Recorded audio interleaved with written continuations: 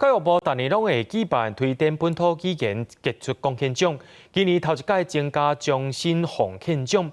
今年的得奖人就是推动本土语言传承学者赵宏富。用歌声唱出台湾本土语言的水气。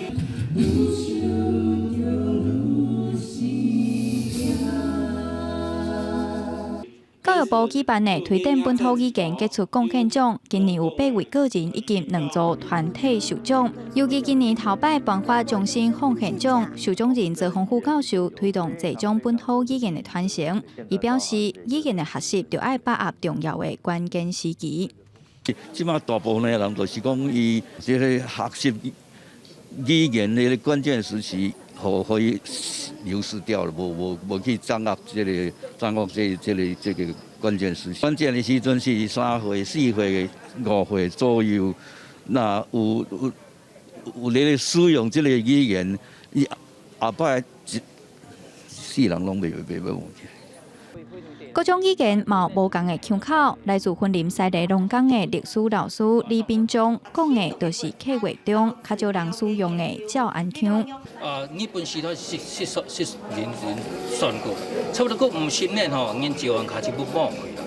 不过到尾照安见都见，因照安开还佫出，鸟子讲还佫出，三个规状跳拢讲卡书，迄算做顶外跳毛讲，顶规状跳拢讲卡书，佫嘛袂称。啊，文体见的句。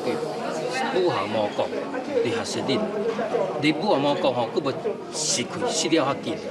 台湾阿美族语言应属发展学会理事长朱清义嘛整理伊30-40年来研究，出版阿美族语的语法册本，跳脱过去语言教材拢是以英语本位为主的思考，用家己的族语观点来出发。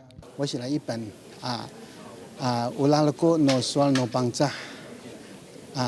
新观念阿美语语法，当作是我生命的礼物借着这个礼物呢，传承给我们的下一代我们的族人，希望我们的语言能够长长久久的传承下去。